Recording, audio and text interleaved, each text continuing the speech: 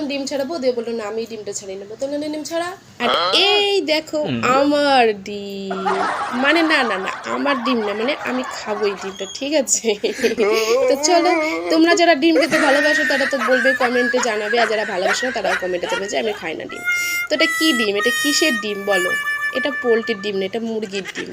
ডিমটা দেখো একটুখানি ছোট্ট পড়া ডিমটা, ঠিক আছে? পাখির ডিম মনে হচ্ছে। তো যাই হোক, আমি এখন ডিমটা খেয়ে দেখাবো তোমাদের, চলো। এই দেখো আমার ডিম, তোর ডিমটা দেখা। খাবো, এটা আমার ডিম না, মানে মুরগির ডিম। এরা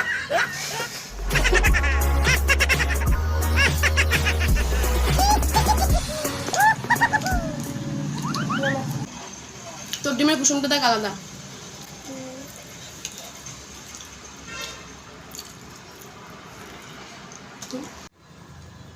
তারপরে আমি রান্না করতে বসে গেছি। লাউ, এই দেখো, দেখেছো?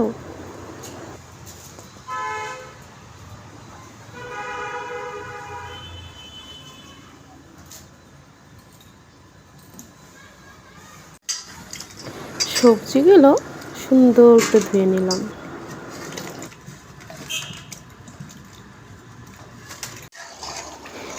আজকে 2-4 পিস মাংস তুলে রেখেছিলাম এর আগের দিন, তার জন্য সেগুলো দিয়ে সবজি দিয়ে করেছি কম তেলে।